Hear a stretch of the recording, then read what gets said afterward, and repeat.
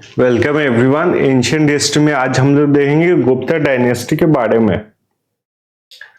तो गुप्ता डायनेस्टी पढ़ने से पहले एक बार देख लेंगे गुप्ता डायनेस्टी के पहले कौन थे। तो फिर थे कुशानस डायनेस्टी। कुशानस डायनेस्टी में जब राजा मर गए थे, राजा चल बसे थे आखिरी राजा, तब उनके जगह में उनके मंत्री आ गए थे। और कुशानस के जो मंत्री होते थे उन्हें कहा जाता था मुरुंडास। और इन मुरुंडास को हरा के स्टार्ट हुआ था आपका गुप्ता डायनेस्टी। गुप्ता डायनेस्टी की अगर बात की जाए तो ये चला था 4th BC से 6th CE तक। तो गुप्ता डायनेस्टी चला था 4th CE से 6th CE तक। तो गुप्ता डायनेस्टी के पहले शासक जो थे वो थे आपके श्रीगुप्ता। श्रीगुप्ता ने आपके मुरंडास को हरा दिया था और उनने काफी एक्सपेंड किया था अपना एम्पायर। पर वो एक तरीके से सिर्फ जमींदारी थे, जमींदार उस समय के जमींदार थे और उन्होंने कभी भी खुद को राजा डिक्लेयर नहीं किया। अगर श्रीगुप्ता के बारे में बात की जाए, श्रीगुप्ता को कहा जाता है founder of the Gupta dynasty. और श्रीगुप्ता के बारे में इंफॉर्मेशन हम लोग को मिलता है प्रयाग प्रशस्ति से। इस नाम को आप लोग अच्छे तरीके से याद रखिए क्योंकि चैप्टर में आगे भी बहुत बार आएगा। फिर श्रीगुप्ता के बाद उनके बेटे घटोत्कच गुप्ता राजा बन गए थे।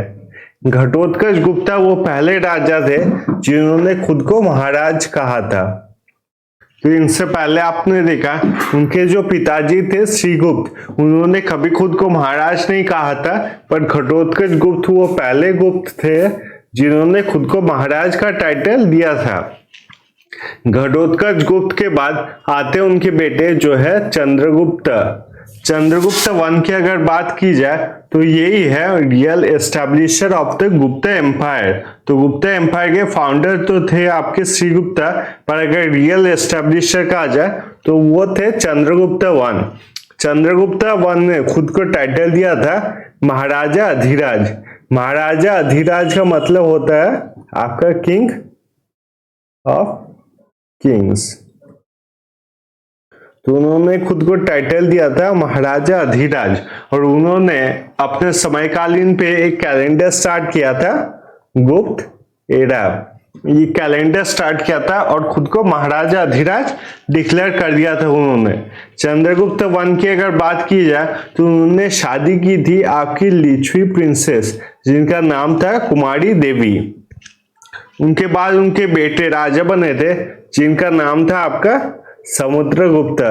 समुद्रगुप्ता का समय काल देखा जाए तो 336 से 375 AD तक ये राजा थे। समुद्रगुप्ता के टाइम में गुप्ता एम्पायर का सबसे ज्यादा एक्सपेंशन हुआ था। तो कौन से राजा के अंडर सबसे ज्यादा गुप्ता एम्पायर एक्सपेंड हुआ था? तो वो होंगे आपके समुद्रगुप्ता। समुद्रगुप्ता को कहा जाता था लिच्छवी दौहित्र। अब ये जो लिच्छवी दौहित्र है, बहुत जन ये पढ़ते हैं लिच्छवी दौहित्र मतलब होता है लिच्छवी के राजकुमारी के बेटे, पर इसका मतलब ये नहीं है। इसका मतलब ये है कि लिच्छवी के जो राजा है उनके ये पोते हैं, ग्रैंडसन ऑफ लिच्छवी, उसे कहा जाता है लिच्छवी दौहित्र। तो समुद्रगुप्त थे आपके कुमारी देवी के बेटे, यानी कि लिच्छवी के जो राजा थे उनके पोते। तो इसलिए उनको नाम मिला था लिच्छवी दौहित्र। अगर उनके बारे में बात की जाए तो उनके बारे में लिखा हुआ है प्रयाग प्रशस्ति में। और ये प्रयाग प्रशस्ति में गुप्त एम्पायर के बहुत सारे राजाओं के बारे में लिखा हुआ है और उनके एक्सपेंशन के बारे में लिखा हुआ है। तो ये किसने लिखा है? ये लिखा है आपके हरिसेना ने। और अभी की अगर बात की जाए तो प्रयाग प्रशस्ति के इंस्क्रिप्शन कहाँ पे मिलता है? वो मिलता है आपके प्रयागराज में। प्रयाग प्रशस्ति में जो लिखा गया है गुप्त एम्पायर के बारे में या फिर गुप्ता राजा के बारे में, वो सब लिखा हुआ है आपके संस्कृत में। और क्योंकि आपके समुद्रगुप्ता के समय कालीन ये लिखा गया था, तो समुद्रगुप्ता के बारे में सबसे ज्यादा लिखा हुआ है। उसमें ये भी लिखा हुआ है कि समुद्रगुप्ता ने उत्तर भारत में 9 राजाओं को और दक्षिण भारत में 12 राजाओं को हरा दिया था। तो भारत में कितने राजाओं को उन्होंने हराया था?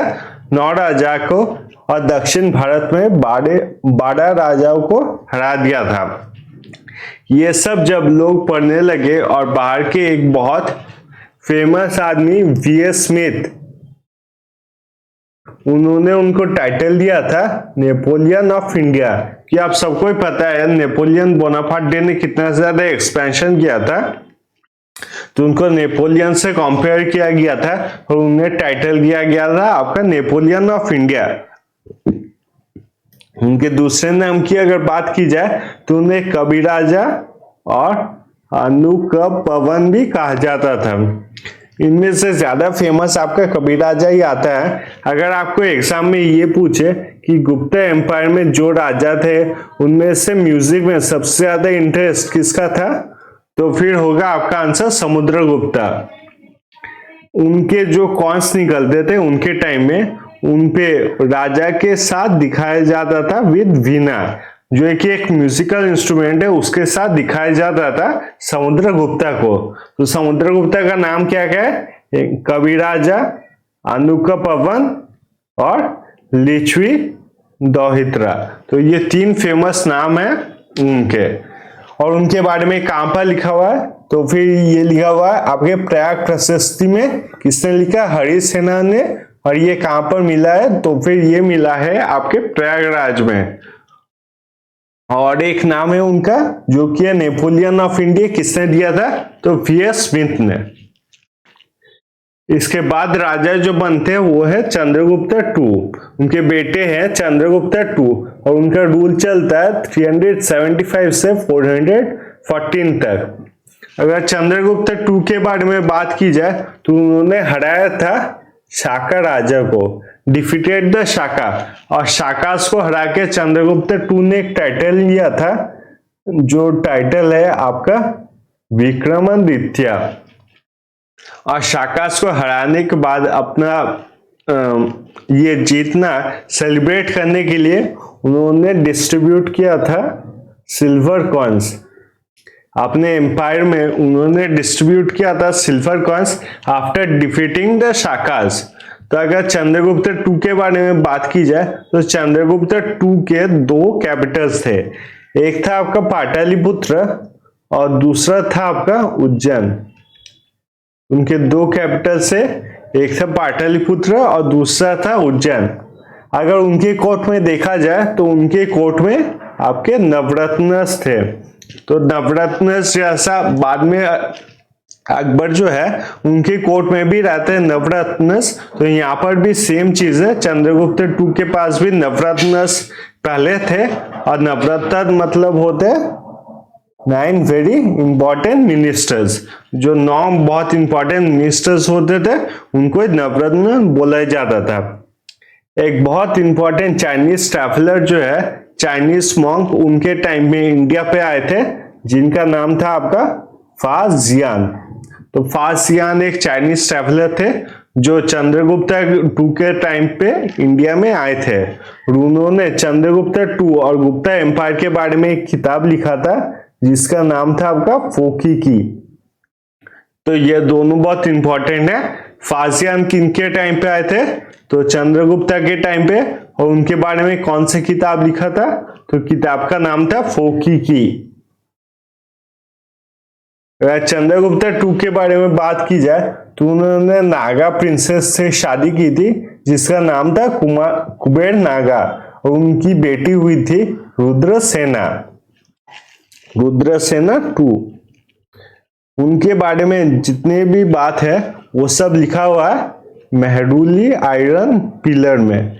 मेहरुली आयरन पिलर में उनके बारे में या फिर उनके अचीवमेंट के बारे में सब कुछ लिखा हुआ है। तो एक बार फिर से थोड़ा सा रिवाइज कर लेते हैं। अगर इससे पहले जो भी राजा थे उनके बारे में कहां पर लिखा हुआ था, तो लिखा हुआ था आपके प्रयाग प्रशस्ति में।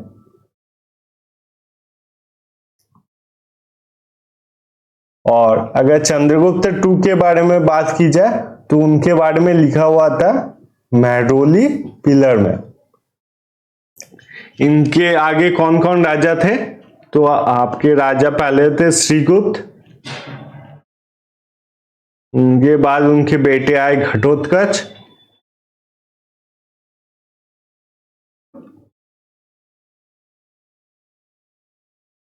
और घटोत्कच के बाद राजा हुए थे आपके समुद्रगुप्त।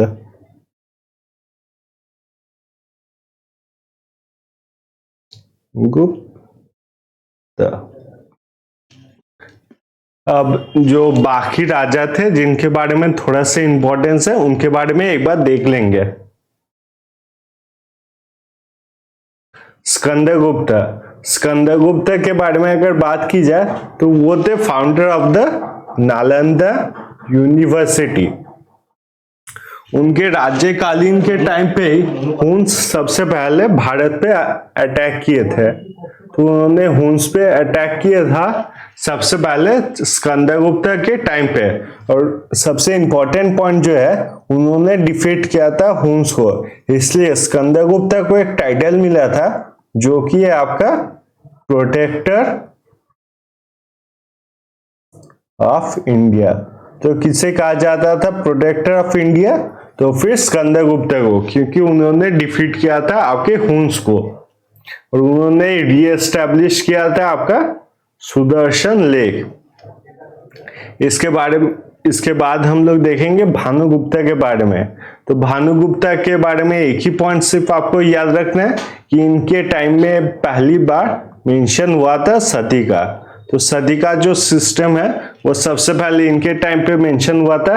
और कहां पर हुआ था? तो मेंशन हुआ था आपके ईरान इंस्क्रिप्शन में। फिर आते आपके विष्णुगुप्त पे। विष्णुगुप्त के बारे में आपको सिर्फ यही याद रखना है कि वो आखिरी राजा थे आपके विष्णुगुप्त। तो ये गुप्त एम्पायर यहीं तक था। इसके बाद हम लोग देखेंगे कि गुप्त एम्पायर को कहा जाता था गोल्डन एज। तो अगले चैप्टर में हम लोग देखेंगे कि गुप्त एम्पायर को क्यों कहा जाता था गोल्डन एज। तो ये वीडियो देखने के लिए थैंक यू सो मच। अगर आप लोग को वीडियो अच्छा लगा तो काइंडली इस वीडियो को लाइक कीजिए।